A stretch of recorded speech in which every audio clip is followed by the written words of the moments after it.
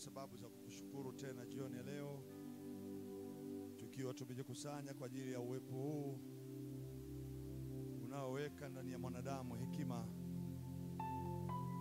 na kuziweka hazina zilizositirika ndani ya mwanadamu, hazina za mambo ya kale ambayo waliokuwepo kabla yetu walitafuta na walichunguza na kutafiti kujua mambo ambayo Mungu umewaandalia watu wako katika siku hizi. Libarikiwe jina lako lililopita majina yote, ambalo kwa jina hilo kila goti upigwa na kila ulimi ukiri ya kwamba wewe ni Bwana. Utukufu na heshima na nguvu na adhama zina wewe siku zote ndani yetu, sasa na hata milele. Katika jina la Yesu tuseme wote amen. Tumpe Yesu makofi mazuri. Amen. Mungu abariki. Tunaweza kukaa.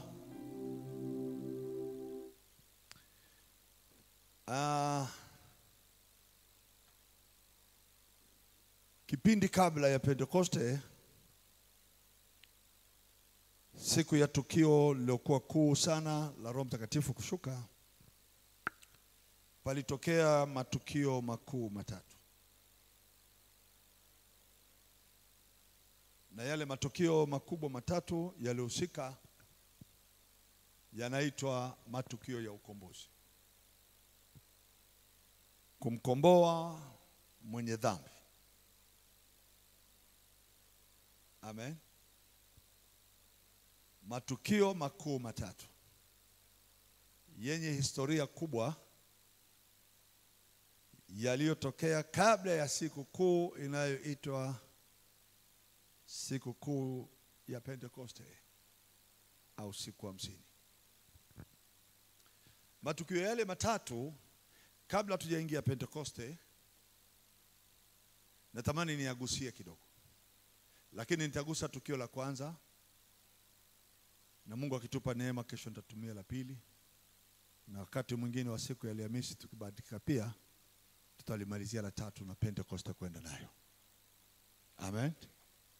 Hatuwezi kufikia Pentekoste kabla hujafikia haya mawili matatu ya kwanza.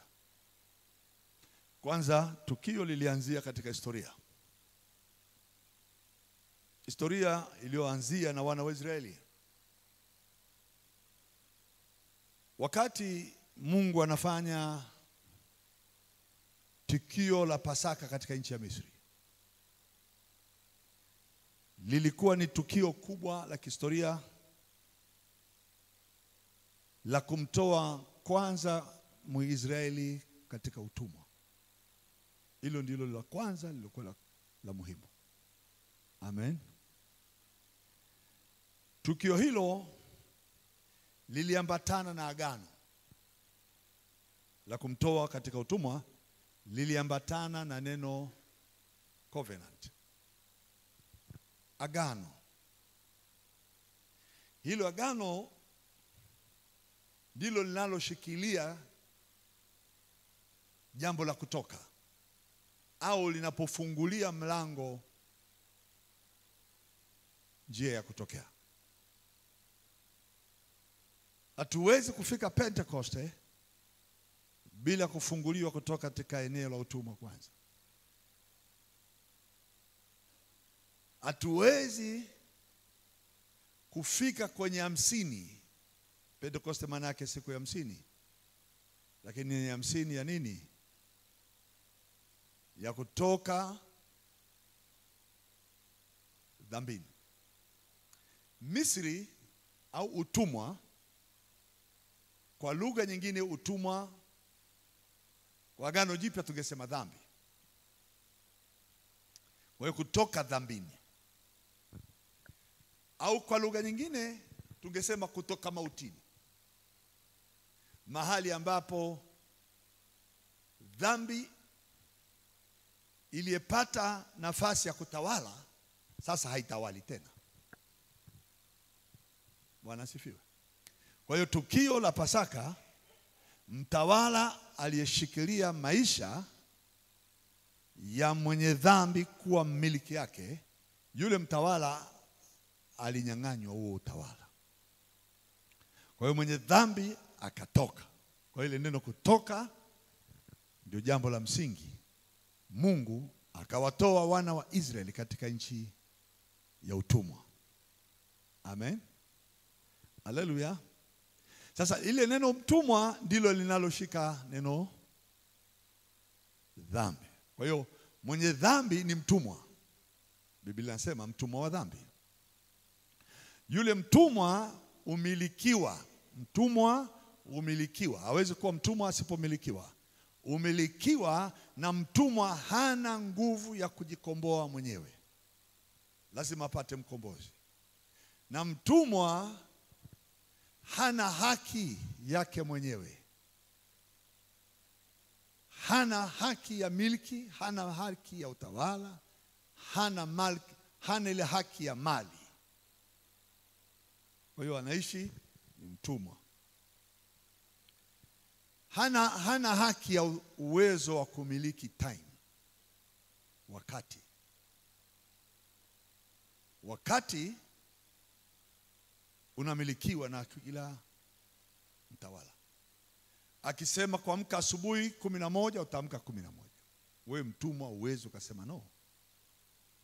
Akisema nitakulipa mshahara baada ya siku 60, wewe uwezo kusema no. Yeye ndio mwenye kumiliki muda wako. Ndio ana utawala muda wako. Kwa hiyo utumwa kwa wakati huo Waisraeli hawakuambiwa wanatolewa dhambini. Amen.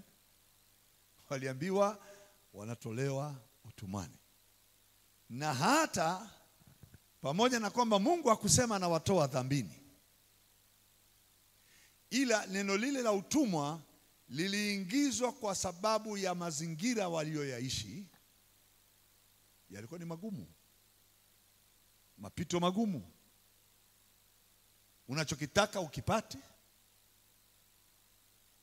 uwezi ukamiliki, uwezi ukatawala. Chochote kilichochema sio haki yako. Kwa hiyo mtumwa hajawahi kufaidi maisha ya utumwa. Kadhalika dhambi ilipo nafasi ndani yake mtu, haimpi mtu kutawala. Dhambi haikupi wewe nafasi ya kutawala. Haikupi nafasi wewe kumiliki, haikupi nafasi kuwa na chako.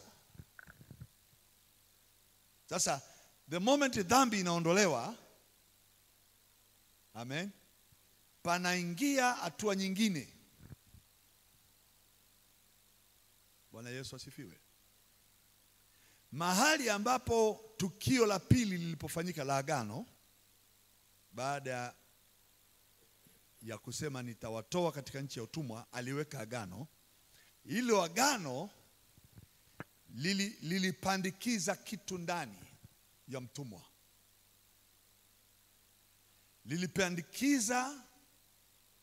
Lile agano lilipandikiza utawala, lilipandikiza utajiri, lilipandikiza kujielewa, kujitambua, kujifahamu. Lilipandikiza uwezo wa kujua mema na mabaya na kuyashinda mabaya. Amen. Haleluya. Agano lilikuwa na nguvu hiyo. Kwa hiyo walipochinja Pasaka, tukio lile, Mungu alikuwa anawageuza fikra, akili, mawazo. Kuishi utumwani sio sehemu yao. Kuwa mtumwa sio sehemu yake. Kuishi kimaskini sio sehemu yake. Kuishi kwa kunyanyaswa, kuonewa sio sehemu yake. Mungu siku ile ya Pasaka, alipokuwa wana wa Israeli wanakula Pasaka mle ndani, akili zao zilikuwa zinasafishwa. Wakitoka ndani ya malango asubuhi, wazione haki zao, wazidai haki zao, wazimiliki haki zao, wazitawale haki zao. Ndio maana siku hiyo ya wakitoka, pakiwa asubuhi, mapambazuko bado ya kumekucha, usiku huo wa kuachana, usiku na mchana havijakutana. panaitwaga asubuhi ya alfajiri au mapambazuko, akili ya Myahudi ilitembea katika nyumba za Wamisri. Kabla milango ya Wamisri haijafunguliwa, akili za Wayahudi zilitembea katika nyumba za Wamisri. Ziliingia kwenye akiba zao, kwenye hazina zao za fedha na dhahabu na mali na vitu vipendezavyo. Uwezi ukaishi utawala wakati unatembea kimaskini. Kwa hiyo hazina ya kwanza ya Mungu kwa wana wa Israeli ni baraka za uchumi, ziliingia kwenye mikono yao kwanza. Tusome Zaburi 105. Bwana asifiwe. Haleluya. Zaburi 100.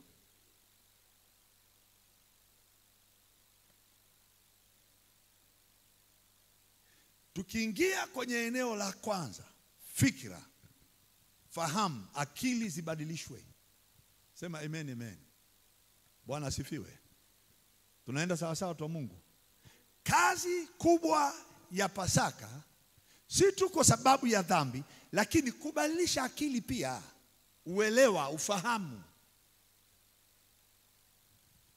kuzijua haki zako, kujikubali.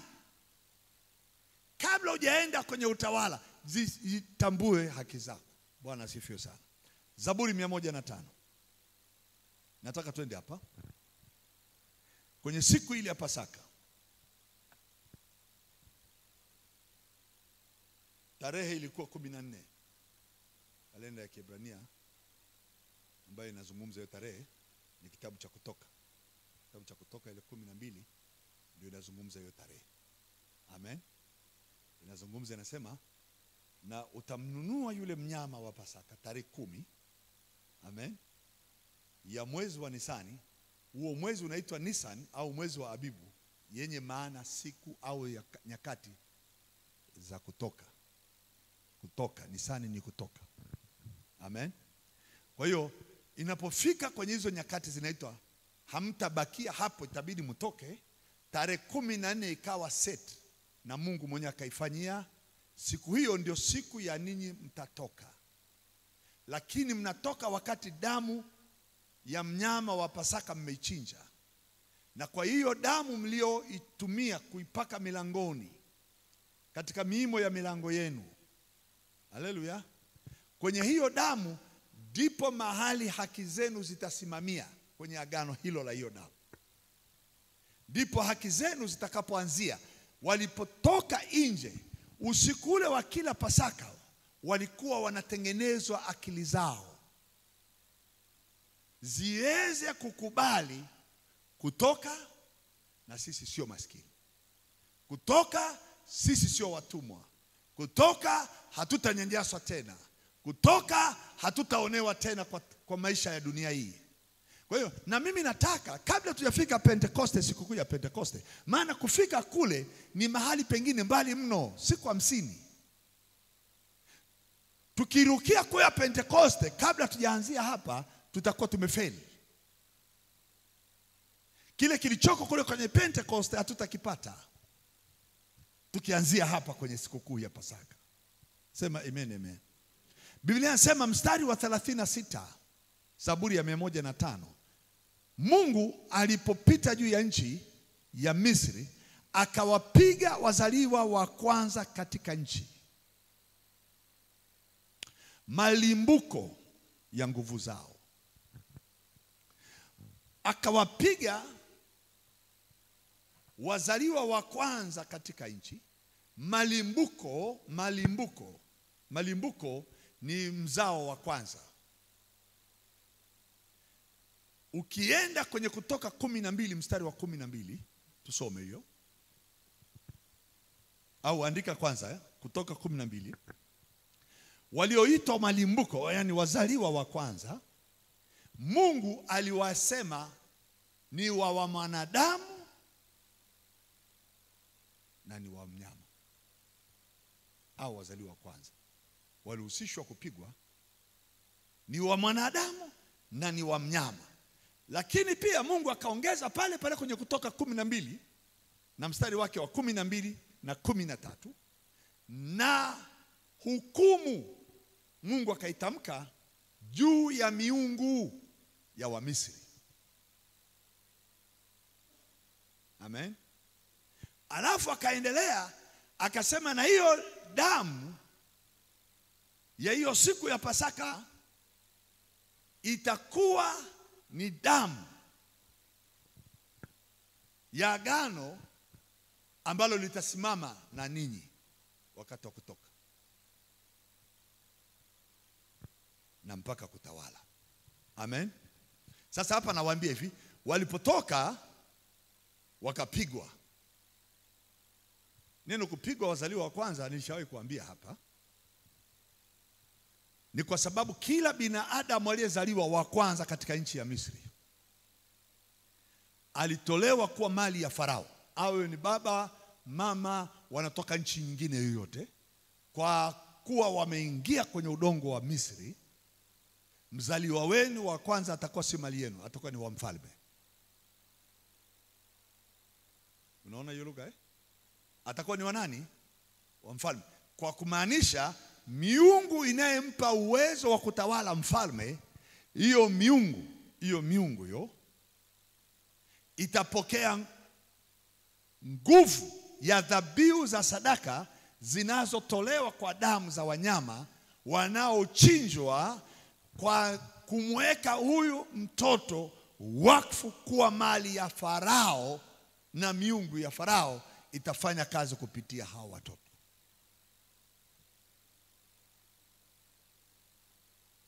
Hiyo miungu ina nguvu kupitia hao watoto. Kwa hiyo kumpa Farao uwezo wa kukaa juu ya nchi na kutawala, pasiwe na mtu atakayeweza kumwasi Farao.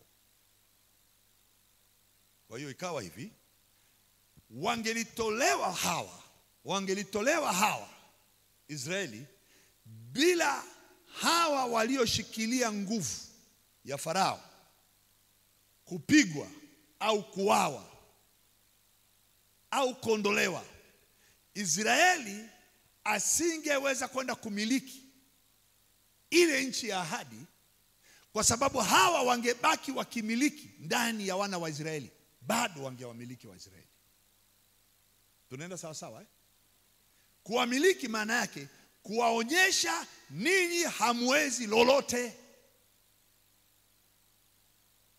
Unaishi ukijiona hata wazo la kufanya kazi yako mwenyewe huna uwezo.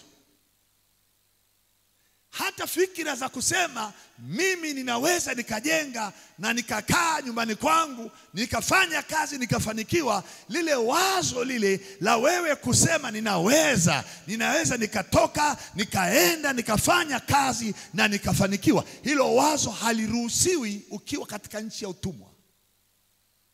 Lolote ufanyalo sio la kwako, ni la Farao. Sio faida yako, ni ya Farao. Faida yoyote ya mashamba, ya kilimo, ya ufundi sio ya kwako, ni ya bosi wako.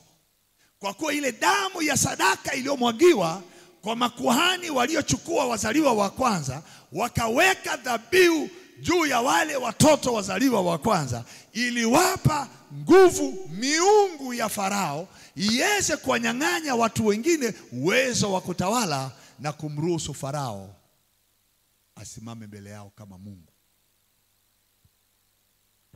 Kwa hiyo wangelitoka bila kuwapiga hawa, Israeli ingeenda mpaka utumwani, yani ingeenda katika nchi ya ahadi wakiwa watumwa bado. Tunaenda sawa Na mimi nataka usitoke kwenye hii mpaka ufike Pentekoste, maana mahali panakwenda mazuri ni kufika Pentekoste. Haleluya. Sema amen amen. Mahali ambapo panakwenda kukusimika wewe kutawala. Pentekoste ni mahali unaenda kusimikwa wewe sasa. Haleluya. Bwana asifiwe. Sijui kama naeleweka hii lugha yani Bwana mali tumeshakuteua. Mchakato wa kukufikisha ile siku ya kukutangazia wewe sasa unatawala, unamiliki, ni mahali panaitwa Pentekoste. Naeleweka hilo lugha? Kwa hiyo hapa kwenye mchakato wa sikukuu ya Pasaka ni eneo la kukutengeneza akili, fahamu kwamba majira ya kubaki hapa kwenye utumwa yameisha. Majira ya kuishi kwenye dhambi yameisha. Majira ya kuishi kwenye umaskini yameisha. Majira ya kuonewa yameisha. Ukishafika kwenye hilo eneo, unaondoka asubuhi ukiwa umeandikiwa andiko hili: wakatoka wana mali, wana fedha na dhahabu. Sema amen, amen. Jamani, hakuna utawala dunia hii unaweza ukatawala pasipo fedha. Unaenda sawa? Iko hivi. Fedha hii na mali hii ni nzuri sana. Amen. Itakutii. Juzi hapa nilipokuwa nafungua vitu vya kaka yangu marehemu alivyoviacha ndani ya makochi fulani, sijui alikuwa ameacha hela huko, zilikuwa za 200 za mzee Hassan Mwinyi, 200 zile noti kubwa mpya kabisa, ziko 2000. Nilizifurahia nikijua nimepata pesa, kumbe zilikuwa ni za zamani, hazina tena wakati. Lakini kulikuwa na picha iko pale, iko picha, iko nini? Picha ya mzee Mwinyi. Nilifurahia sana. Haleluya. Iko sura ya baba yule mtawala yuko pale. Yaani unaifungua hivi, wakati ile 200 ina thamani. Haleluya. 200 ilikuwa na thamani miaka hiyo. Wakati mzee Msuya, nimeona gavana Nyarabu alikuwepo na Msuya alikuwepo kwenye ile noti, wamesaini wale. Hao wazee leo hawapo. Lakini hiyo sura ile chapa. Sema amen, amen. Ile chapa inasimikwa ndani yako sasa siku ya Pentekoste. Unaishika mkononi, ni yangu, lakini hujasimikwa. Ile pesa itakukimbia kwa sababu haujafika Pentekoste. Shida yangu iko hapo. Tunaenda kuingia kwenye sikukuu ya Pentekoste, lakini huku umefunguliwa fahamu. Yes, nimekombolewa, nimewekwa huru, damu yake imenikomboa, imenifungua kutoka vifungo, imenitoa kutoka katika vifungo vya laana, vya utumwa, vya umaskini, vya magonjwa. Yes, ukipata huo ufahamu kwenye Pentekoste ndio unaenda kusimikwa. Iko hivi. Kuhani alipokuwa anaingia hekaluni zamani, haingii tu hivi anaenda, hapana. Wezi enda hivi kichwa tu unaingia tu. Kuna protocol ya kuingia. Amen. Wezi ingia hata kama tunakujua wewe kwa ni mkuu, wezi pitiliza unaenda wewe ni nani. Lazima upite kwenye protocol iliyoandaliwa ikuwezeshe. Maana ukifika kule kwenye kiti cha utawala, kile kiti cha utawala kinaweza kikakuua. Kile kiti cha ufalme kinaweza kikakuwa kule mahali patakatifu. Ukiingia bila protocol unakufa kule. Sasa ili huyu kuhani asiende ovyo ovyo, aliyekewa walinzi hapo mlangoni. Unaenda sawa? Sema amen, amen. Walinzi hawajaanza leo, walianzia kwenye nyumba ya Mungu. Kuhani anatoka kule kuja kule mwisho kabisa, katikati ya makutano ya watu. Haleluya. Akiwa na kondoo wa thamani, asiye na kilema, asiye na doa, asiye na waa. Amen. Amemshika huyo kondoo kana kwamba anaenda kwa hofu yake ndiye mwenye hatia. Yeye ndio mwenye kosa. Lakini huyu mnyama hana hatia, hana kosa, hana dhambi, hana doa. Mimi ndio na hatia. Lakini kwa kuwa nimetambua kosa langu, Mungu amenipa huyu, atachukua dhambi zangu, atachukua makosa yangu, atachukua hatia zangu, anampeleka kwenye madhabahu. Akifikisha kwenye hiyo madhabahu ambayo ndiyo ya hukumu, madhabahu ya hukumu, yule mnyama anakufa badala ya huyu kuhani. Amen. Huyu kuhani anaichukua damu ya huyu mnyama. Amen. Kana kwamba ni damu yake na sio yeye mwenye dhambi tena. Huyu hapa asiye na dhambi ndio mimi nilikuja. Amen. Anafika kwa huyu, kabla hajafika kwa ule ulango, anapita tena kwenye shimo lililotengenezwa la karai, beseni kubwa la karai. Anajizamisha humo ndani. Hatembei kama anatembea kama mtu mwenye uhai. Anaingia kama aliyekufa kwenye ile madhabahu pale. Mnanielewa watu wa Mungu?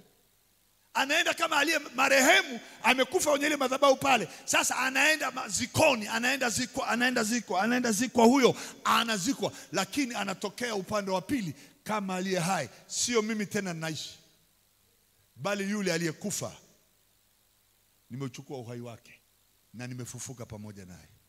Kwa hiyo anapofika kwenye mlango wa kuingia patakatifu pa hekalu, anakutana na walinzi watatu, wanaitwa mashemashi. Kiswahili tunasema shemasi, lakini wanaitwa shemashi. Shemashi anamkagua, kazi yake ni kukagua. Unayo damu? Yes. Unayo maji kuanzia kichwa mpaka chini? Maana yake umefufuliwa kweli, umekuwa hai kweli, umekuwa mtu mpya, ya kale yamepita, tazama yamekuwa. Yes. Akishapita pale anachambuliwa mpaka huu, yani inaweza kachukua nusu saa, maji yamekosea wapi akashindwa kuingia. Amen. Haleluya. Maana unaweza kaingia masikio hayajaingia, utamsikiaje Mungu? Utu wa kale bado uko kwenye masikio yako. Bwana asifiwe. Achana na mashemasi wetu leo na sadaka tu. Wale zamani wanaupanga. Upiti pale hata kama umevazi lako la ukuhani, wewe ni kuhani mkuu. Wanakuangalia, wanakukagua, wanamaliza paka nyayo, wanasema imeloa maji. Miguu yake nayo itatembea katika njia zisizo na utelezi, hazitapita mahali pa kuanguka, hatapita mahali pa kudanganywa, hatapita mahali pa kuibiwa haki. Huyu sasa anaweza akatupelekea wale watu wetu walioachwa nyumbani maombi yao mbele za Mungu. Kwa akishapita pale, anaenda sasa ndani ya mahali patakatifu, anatembea na wale wakuhani wenzake wawili watatu wanaomsindikiza. Wanaenda kwenye mkate onyesho, wanamaliza, wanaenda kwenye ile ya ubani kupeleka maombi, wanapeleka maombi ya takatifu pale, wanamaliza, anaenda pale kwenye hatua ya mwisho kuingia kwenye chumba kinaitwa patakatifu, ambapo ndipo pana sanduku la agano, kuna fimbo ya Haruni, kuna mana kule, kuna zile mbao za amri 10. Akifika kule kuna kerubi upande huu na kerubi upande huu, sanduku limetengenezwa vizuri kwa dhahabu na nini. Anafika pale akiwa amefungiwa kamba ya mbuzi mguuni, na amefungiwa kengele kwenye vazi lake la kanzu. Kule chini kwenye upindo wa kanzu kuna kengele na kuna komamanga, kuna tunda la komamanga na kuna kengele. Kengele akati anatembea ndipo inaanza kutembea kule patakatifu, inalia parara pap, inagonga kwenye tunda, inarudi inagonga kwenye tunda. Kengele inagonga tunda la komamanga, inarudi inagonga anatembea. Wale wakuhani wawili hawaruhusiwi kwenda, wanamsikiliza kuhani mkuu. Je, yuko hai? Watajua yuko hai, kengele inalia, watajua yuko hai maana kuna sauti inatoka kule. Wakiona hakuna sauti, kuhani amekufa na hawaruhusiwi kuingia kule kumtoa, wanabidi wamvute na kamba waliomfunga mguuni mpaka wanamtoa nje, anaenda kumzika. Sasa ilikuwa ni protokoli ya kuingia patakatifu, inaogopewa, ni hatari ukienda vibaya. Wakati ule ungenichagua mimi kuwa ni mkuu, ningeogopa. Nikikosea kidogo, maji yamekosewa, hajafika mahali palipotakiwa, au damu ya yule mnyama niliyoichukua ilikuwa ina kunyazi, nimeisha. Ndio maana makuhani wanaogopa sana wakati wa kwenda kumtoa mnyama wa sadaka, wasije kumtoa damu mnyama asiyefaa. Amen. Maana wanaingiza mapigo. Kwa hiyo wanaenda hivyo. Bwana asifiwe. Kwa Israeli naye akalazimishwa apite kwenye protokoli ya namna hiyo, atoke katika utumwa, atoke dhambini, atoke kwenye umaskini, apate kwanza damu. Akaipata damu. Haleluya. Sema amen, amen. Ili ile process ya kufika kwenye mlima wa Sinai, wafike kwenye mlima ule ambao hakuna mtu anaruhusiwa kukaribia, wala kufika kwenye miguu yake akanyage ule mlima, isipokuwa Musa peke yake. Wengine wote wajitenge mbali, dhira 1000. Kae mbali, msije mkakaribia mlima wa Sinai. Moto kawalipua, Mungu akawaharibu. Musa akipanda anatetemeka, anafika kule juu, anaenda kusimikwa sasa kule juu. Haleluya. Ndio pale wana wa Israeli, wale makuhani wamefika kwenye mlango wa mahali sasa pa hatua ya mafuta ya kile kinara cha taa 7 ninachokiweka pale. Kile kinara kuna mafuta yake anamiminiwa huyu kuhani. Amen. Ili vile vitu 7 vilivyoko kwenye kinara viinuke kutoka ndani yake kama nuru. Akiingia mle ndani, basi sasa atamsikia Mungu, atamuona Mungu, atamuelewa Mungu. Majibu atayapata yasio na mashaka. Haleluya. Njia za Waisraeli zitanyoka, mapito yao yatanyoka, kazi zao zitafanikiwa, baraka zao wataziona. Kwa hiyo hatua ilikuwa ni hatua ya Pentekoste ya mwisho kabla ya kufika pahali patakatifu. Haleluya. Kwa Musa aliingia katika hilo eneo, akaonyeshwa, akaja sasa akaambiwa utafanya vile kama ulivyoona juu katika ule mlima. Hapa anaambiwa hivi, akawatoa sasa. Bwana Yesu asifiwe. Israeli wanatoka wakiwa sio tena wadhaifu, wanyonge na wasio na haki. Wanatoka wameteka nyara. Amen. Wameteka fikra za Wamisri, wameteka akili zao, wameteka nguvu zao. Bwana asifiwe. Na mimi natamani tuanze katika wiki hii na vipawa vya kushika na kumiliki na kutawala viumbe vinavyoishi juu ya maisha yetu. Havitamiliki tena fikira zetu, akili zetu, wala ufahamu wetu. Sema amen, amen. Ndio maana Israeli kabla hajaingia tena Kanaani, maana wale walioingia Kanaani walikuwa ni wale waliozaliwa jangwani. Sasa hawa wanaoingia wanaingia Kanaani, ilibidi kabla hawajaingia Kanaani wafanyiwe tohara kwanza. Amen. Ili wasiende na akili za kijangwa. Kama leo tulivyo na asili za watu wengine wanatumia akili za jangwani. Lazima upite, lazima uteseke, lazima usote. Hizo ni akili za jangwa. Mimi nimeshapata tohara, siingii tena kwenye jangwa. Ninaingia na akili mpya katika ufahamu ya kwamba nchi ile aliyetupa Mungu ni nchi njema, tena ni nzuri, ina milima na mabonde ambayo ndani yake kila kilicho chema kinafukuta humo. Akili tengenezwa upya. Sema amen, amen. Ndio maana agano hili jipya tunaliita, linaitwa agano lililo bora kuliko lile la kwanza. Amen. Hii damu inayokwenda kuingia sahihi kufanya agano na mimi na wewe, ambayo ni damu ya agano jipya la Yesu, linatusaidia sisi sio tena kuishi kwa mazoea, mazingira yaliyotulea. Tunaishi katika upya kabisa, usio wa namna ya kibinadamu. Kwa sababu kwa damu iliyotukomboa ni damu iliyo bora kuliko ya wanyama na mafahari ya wanyama. Sema amen, amen. Na ndipo hapa unaona mstari wa 37 kwa 36 anasema katika kabila zao wana wa Israeli hapa kuwepo na mtu aliyekuwa ana maumivu, ana uzee, ana kilema, ana umaskini. Anasema asiwepo mwenye kukwaa. Mungu hawezi kukuachia baraka utembee nazo huku unalemewa na mambo ambayo ni ya Misri. Sema amen, amen. Sema nimebarikiwa sio kwa hofu na mashaka ya adui zangu wanaonifuatilia. Tunaenda sawa sawa tu Mungu Maana unaona umebarikiwa, ndio, umefanikiwa, ndio, lakini una hofu na mashaka kwa sababu uliishi Misri. Unahisi hawa wa Misri nitaendelea kuwaona wakinifuatilia. Ndio maana hatua ya pili waliokuwa nayo Waisraeli iliwaondoa katika nchi ya utumwa, wakienda katika bahari ya Shamu. Wakienda kwenye wakitoa nchi ya utumwa wakielekea nchi bahari ya Shamu. Biblia inasema hivi, walienda pale kwa makusudi. mawili. Amen. Kusudi la kwanza ni kuangamiza majeshi ya Farao. Nguvu za Farao za silaha zake ziende kuharibiwa bahari ya Shamu. Tunaenda sawa watu wa Mungu eh? Sema amen, amen. Bwana asifiwe. Musa anasimama kwenye pembe zenu za bahari, anawaambia wana wa Israeli, hao wa Misri mnaowaona hamtawaona tena. Farasi na mpanda farasi anayewafuatilia hamtamuona tena. Ni hatua ya mwisho kabla tunyenda kwenye Pentecost.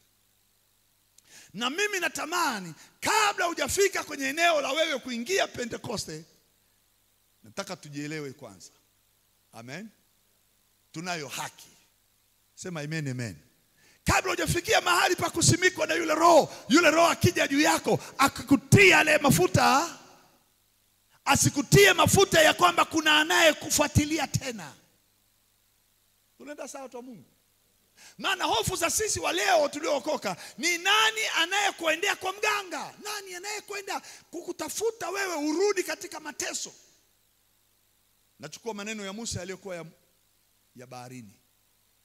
Anasema today you shall see the salvation of the Lord. Anawaambia kutano la wana wa Israeli, hao wa Misri leo mtaona wokovu wa Bwana, na hao wa Misri hamtawaona. Natamani kiwango cha mafuta ya Roho Mtakatifu yatakayomiminwa juu yako. Usiishi na hofu za dunia hii. Usiishi na kesho itakuwaje. Usiishi watoto wako nani anayewafuatilia. Utaishi kama mtawala, utaishi kama mfalme. Piga makofi kwa Yesu, haleluya. Hatuwezi kujazwa Roho Mtakatifu alafu tuishi kama watumwa. No, it's not fair. Haiwezekani. Ndio maana nasema katika Agano Jipya mzee Yohana aliye ndani yetu sisi ni mkuu. Aliyeingia siku ya Pentekoste ni mkuu kuliko huyo aliyoko duniani. Zile hofu za dunia haziwezi kumtikisa huyu aliye ndani yetu zikamuondoa ndani yetu, kwa sababu eti kuna sababu 1, 2, 3 tunazoziangalia za hofu. Hatutakuwa na roho ya hofu. Biblia inasema hatukupewa roho ya hofu, bali ya uweza na nguvu. Sema amen, amen. Naomba Mungu atupe neema za kuweza kujitambua tunapoenda Pentekoste. Atuende Pentekoste kama sherehe ya kukumbuka siku Roho Mtakatifu anashuka. Tunaenda Pentekoste kujitambua tumetiwa mafuta. Tunaenda sikukuu ya Pentekoste kujitambua Roho wa Bwana yu juu yangu, naye amenitia mafuta ya utawala, ya ufalme. Yesu alijielewa vizuri aliposema Roho wa Bwana yu juu yangu. Alijisema vizuri sana. Akasema ili kuwafungua waliofungwa, kuwaweka huru waliosetwa, na kutangaza mwaka wa Bwana. Tena akasema na kutangaza habari njema kwa maskini. Anayo mafuta ya kugeuza mtu aliye maskini asiwe maskini. Si sawa sawa watu wa Mungu? Sema amen, amen.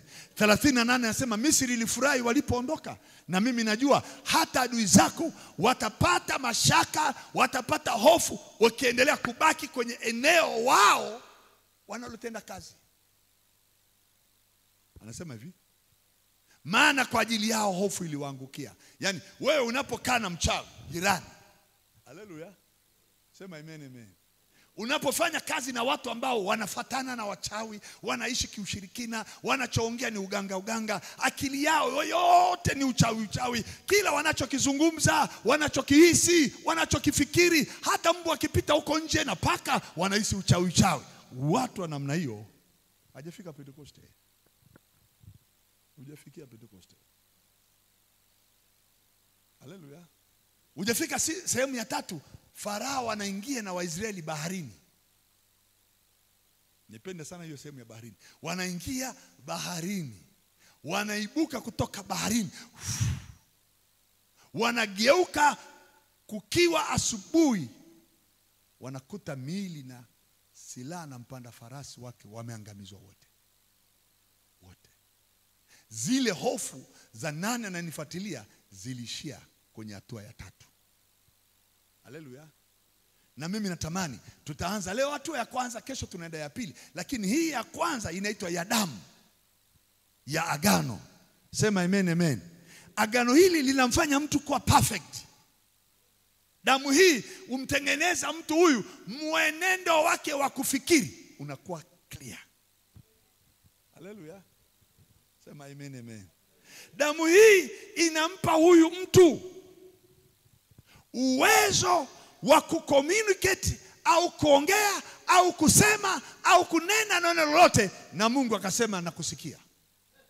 Damu hii. Haleluya. Bwana asifiwe. Yaani hii nguvu ya agano hilo linaloanza kabla hujafika Pentecost. Popote kwenye hiyo damu, mahali inapoonekana hiyo damu, panaonekana ushindi. Panaonekana nini? Ushindi. Sasa ushindi ni tukio lilotokea baada ya kushindana. Sasa sawa? Wangapi tunakubaliana na hiyo lugha? Yaani uwezi kufika kwa wewe ni mshindi wakati bado unapigana. Bado. Maliza kwanza mapigano. Tunaenda sawa eh? Sema amen, amen. Maliza kwanza vita. Piga, ukimaliza kupigana, referee anasema huyu jamaa ameshinda huyu. Sasa na mimi nataka hivi, tutangaze ushindi, kwa sababu ushindi uko kwenye eneo damu ilishamwagika.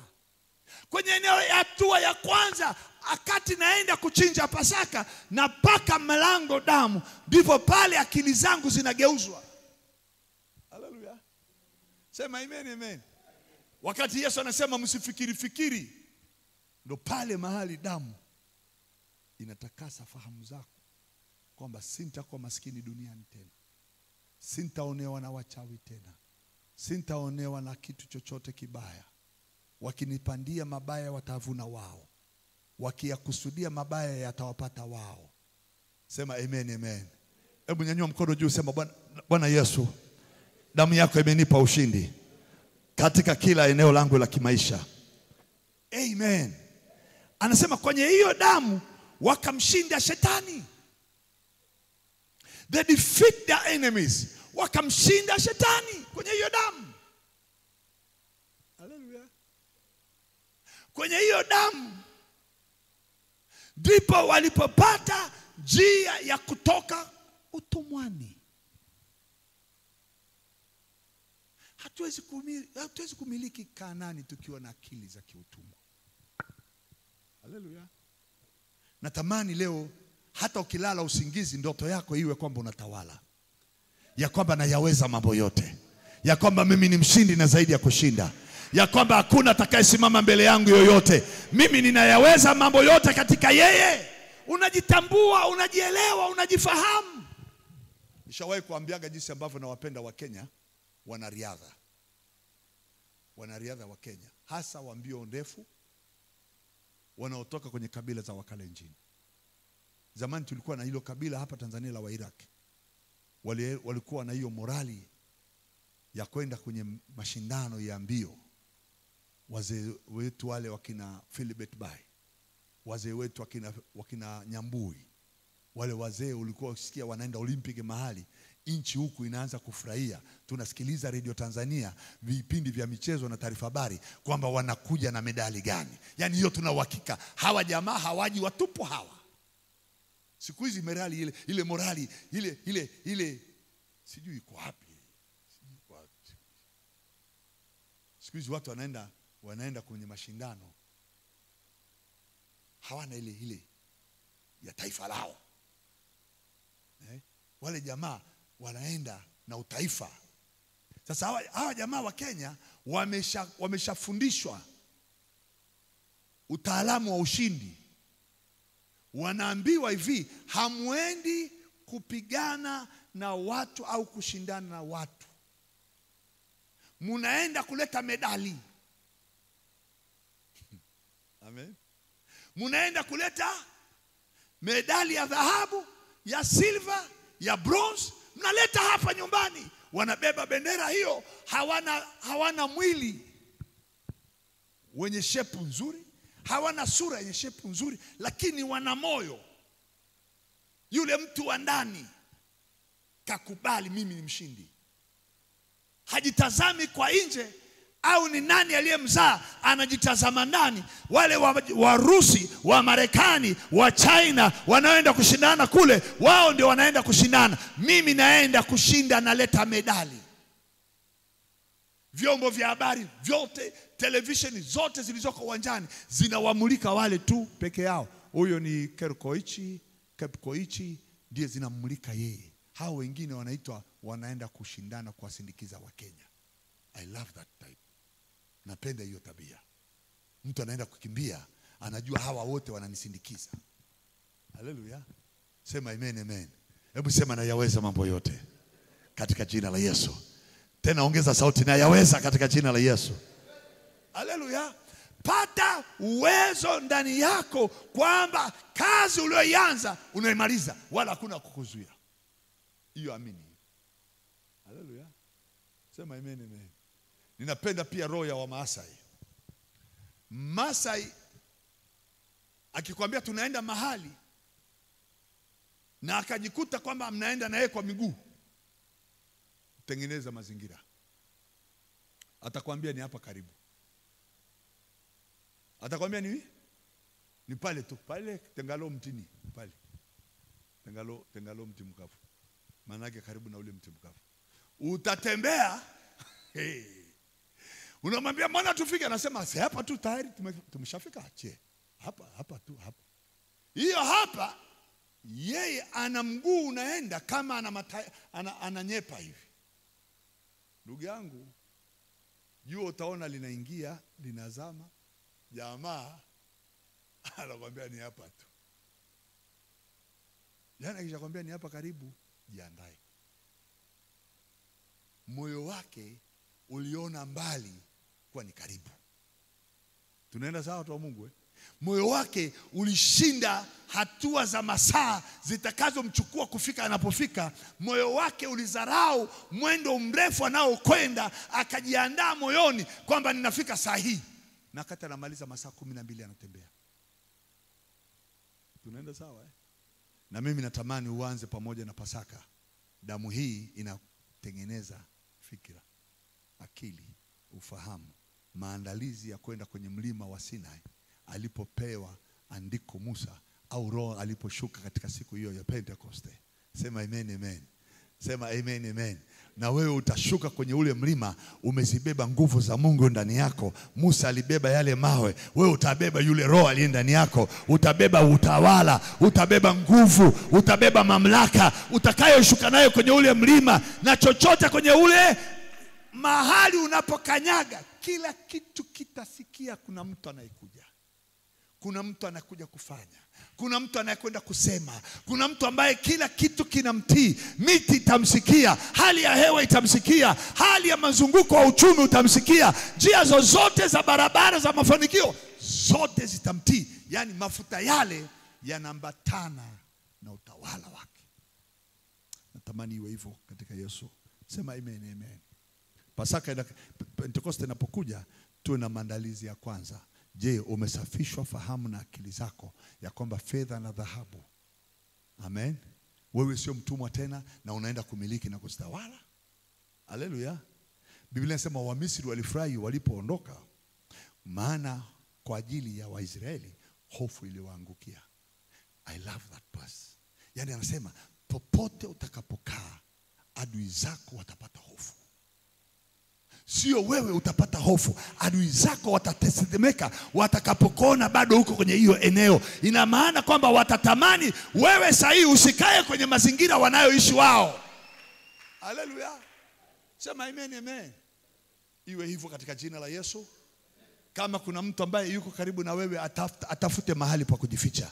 Maana hakika hofu itamwangukia. Yoyote anayetafuta roho yako, hofu itamwangukia. Yoyote anayetafuta baraka zako, hofu itamwangukia. Hawataendelea kuvumilia. Wakikuona uko karibu, wataona ni aheri wakimbie kuliko kukaa karibu na wewe. Hiyo ndo furaha ya wakati Mungu anakwenda kuleta ukombozi kwetu. Amen. Sema amen, amen. Natamani muda wangu umeshakimbia, tusimame. Siku ile nitakapomalizia na siku ya Pentekoste, nitaieleza ile nguvu ya Pentecost tunapoenda kutiwa yale mafuta ya yule Roho. Amen. Sema amen. Kwa sababu damu hii inafanya kitu kinachoitwa ukombozi wa kudumu na kumtengeneza mtu kuwa perfect na kuiandaa nafsi yake kwa kutawala. Amen. Kuna nafsi inasema, unajua mimi ningelikuwa nimezaliwa na mzungu, labda ningeliishi maisha mazuri. Hiyo nafsi ya kijinga hiyo. Huyo baba aliyekuzaa bado hana neno, huyo mama aliyekuzaa maskini sio tatizo, lakini kuna yule Mungu ambaye anaenda kuweka agano na wewe. Huyo sasa anaenda kuchukua nafasi zaidi ya kile unachokifikiria wewe kukiomba. Mimi sitaki kile ninachokiomba, Mungu anacho zaidi ya kile ninachokiomba. Amen. Tusimame. Basi muda tu umeenda, lisali moja sio imeshaje. Lakini ningelitamani. Hebu tuseme pamoja, Bwana Yesu, kwa nguvu uliyoweka ndani yangu, kwa nguvu uliyoiweka ndani yangu, kwa nguvu ya damu yako, kabla sijaifikia Pentekoste, umeanza kuniandaa kujitambua kwangu, kujielewa, kujifahamu ya kwamba njia ninayoenda kuiendea ni njia yenye ushindi, yenye uwezo katika kutawala na kumiliki malango ya maadui zangu. Hawatanionea kwa maneno yao wala tendo lolote, maana katikati yangu ameniwekea agano, yeye aliyekufa kwa ajili yangu, ili nikatawale katika damu yake. Katika jina la Yesu, niko tayari kutenda kazi pamoja nawe katika eneo langu la kiroho na la kimaisha. Kwa jina la Yesu Kristo. Amen. Shangilia Yesu, tumemaliza. Wakati umesimama hivyo tunaenda